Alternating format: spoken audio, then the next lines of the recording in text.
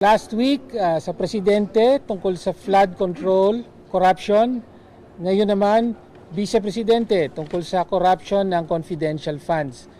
Ganyan po kabulok ang ating gobyerno na ang dalawang pinakamataas na opisyal ay humaharap sa impeachment complaint. Pero tumutugon po tayo sa panawagan ng taong bayan na lahat ng sangkot dapat panagutin. Well, yun din ang akala namin doon sa original decision ng Korte Suprema at nabanggit February 6.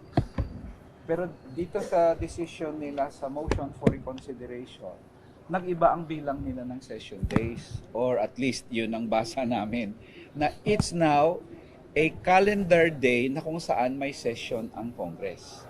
Alam naman natin dito sa Kongreso minsan, 3 araw na nagsisesyon, pero 1 araw ang bilang pag hinihinto mo yung relo, di ba? Sa kanila, based sa decision na to, hindi, bibilangin namin yun na 3 days. Kaya ngayon, January 15, nag-lapse ang 1-year bar. So sa totoo lang, January 16 actually, pwede na pala. Kaya lang, late naman na namin nakita yung decision, the other day lang. So kung ganun pala, pwede na mag-file anytime after January 15 at ito ngayon yung pinaka-opportune moment para sa amin para i-file yan. So we're following the Supreme Court decision, we're following the Constitution and the rules, kaya in this case, tamang-tama ang pag-file nitong complaint na ito. It is within the Supreme Court decision and after the 1-year bar. I am here as an endorser, one of the 2 endorsers of this impeachment complaint. The other one is Representative Percy Santana. Why? Bakit po ako nag-endorse sa impeachment complaint na ito? First, because I believe in the cause or the causes of the complainants. Second, I believe na meron talaga na mga grounds, mga batayan, impeachable offenses laban o pwedeng i-prove at mapuprove during the hearings sa Committee on Justice. At natatandaan niyo po, dati po akong spokesperson of the first group of complainants.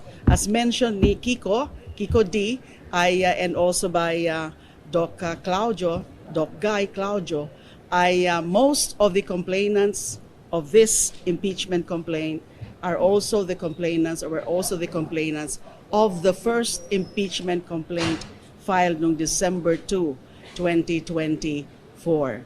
So as spokesperson then, nakita ko yung ebidensya. At nakita ko na naman, because the complaint basically and essentially raises the same grounds as the previous complaint. Mas condensed lang, mas streamlined lang, mas binawasan lang yung mga dating mga naka-enumerate na grounds doon sa unang complaint. It's about time na panagutin na si VP Sara. At matatandaan din po natin, at alam naman po natin na as mentioned already, ay yung pag-dismiss ng impeachment complaint o yung pag-declare as unconstitutional nung impeachment process ay on technicality lang, on procedural grounds. Wala pa tayo sa substantive. And that's why this new petition is just really a reiteration of the substantive grounds of the previous complaint. Thank you.